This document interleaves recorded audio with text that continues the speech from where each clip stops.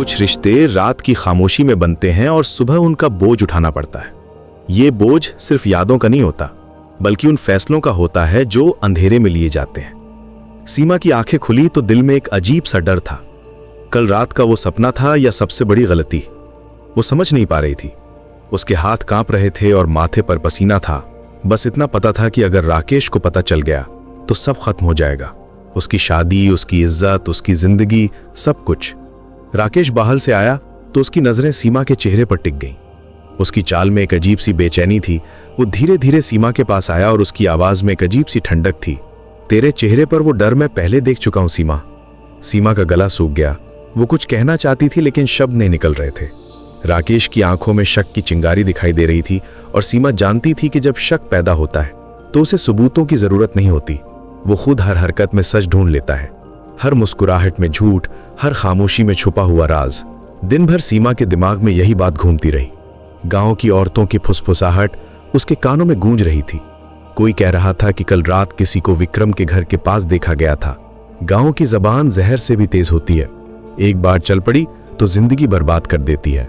यहाँ कहानियां बनती हैं, फैलती हैं और फिर सच का रूप ले लेती हैं। सीमा को पता था कि अगर ये बात फैल गई तो वो कहीं की नहीं रहेगी। शाम को कविता आई तो उसके चेहरे पर एक अजीब सी मुस्कान थी। वो सीमा के पास बैठकर धीरे से बोली। उसकी आवाज में एक रहस्यमयी गहराई थी। कुछ रिश्ते छुपाए जाएं तो ही जिंदा रहते हैं। सीमा की सांस फूलने लगी। कविता की बात का मतलब क्या था? क्या वो जानती थी? तभी कविता ने आगे कहा और उसकी आवाज और भी धीमी हो गई। उस पर एक केस दबा है, खून का। सीमा का दिल जोर से धड़कने लगा। कविता की आवाज में एक डरावना सच छुपा था। वो आगे बोली, लाश यहीं मिली थी और आखिरी बार विक्रम के साथ देखा गया था। कविता के जाने के बाद सीमा को लगा जैसे हवा भी रुक गई हो। विक्रम के बारे में यह सच सुनकर उसका खून सूख गया था। रात हो गई थी। सीमा को नींद नहीं आ रही थी। उसके दिमाग में हजारों सवाल घूम रहे थे। विक्रम कौन था? उसका अतीत क्या था? और सबसे बड़ी बात यह कि कल रात क्या हुआ था? क्या वो वाकई एक खूनी के साथ थी?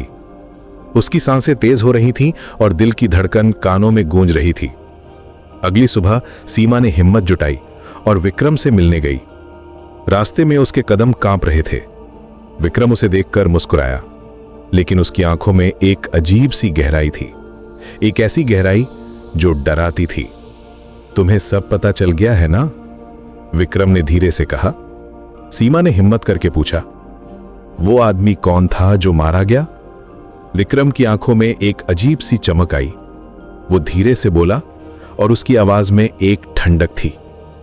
सच ये है, अगर वो आदमी जिंदा रहता तो आज तुम जिंदा ना होती। सीमा का खून सूख गया। विक्रम आगे बोला और हर शब्द एक तीर की तरह लगा। वो राकेश का दोस्त था और तुम्हें बेचने वाला था। सीमा को लगा जैसे जमीन उसके पैरों तले से खिसक गई हो। राकेश का दोस्त, उसे बेचने वाला, यह सब क्या था? विक्रम की आवाज में एक अजीब सा दर्द था। मैंने तुम्हें बचाया, अब तुम्हारी बारी है। सीमा समझ गई कि यह कोई प्रेम कहानी नहीं थी। ये एक जाल था, एक ऐसा जाल जिसमें वो फंस चुकी थी। विक्रम ने उसे बचाया था, लेकिन बदले में कुछ मांग रहा था। जब सच बाहर आए तो तुम्हें मेरे साथ खड़ा रहना होगा। सीमा को एहसास हुआ कि ये रिश्ता प्यार नहीं था, ये एक समझौता था, एक खामोश साजिश। विक्रम ने उसकी जान बचाई थी, लेकिन बदले में उसकी आजादी छीन ली थी। अब वो उसकी कठपुतली थी। रात के अंधेरे में सीमा अपने घर लौटी। उसके दिल में एक भारी बोझ था। रास्ते में हर आवाज उसे डरा रही थी।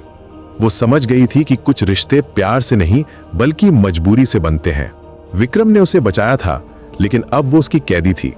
एक ऐसी कैदी जो अपनी मर्जी से कुछ नहीं कर सकती थी। जब कोई तुम्हें बचाने के नाम पर तुमसे वफादारी मांगने लगे तो समझ लेना तुम आजाद नहीं हो, तुम कर्ज में हो। और ये कर्ज कभी खत्म नहीं होता। ये एक खामोश समझौता है जो जिंदगी भर चलता रहता है। इसमें न प्यार होता है न खुशी, बस एक डर होता है जो हमेशा साथ रहता है। सीमा की कहानी यहीं खत्म नहीं होती। ये तो बस शुरुआत है एक ऐसे रिश्ते की जो प्यार के नाम पर शुरू हुआ था लेकिन अब एक डरावने समझौते में बदल गया था। एक ऐसा समझौता जिसकी कीमत उसकी पूरी जिंदगी थी।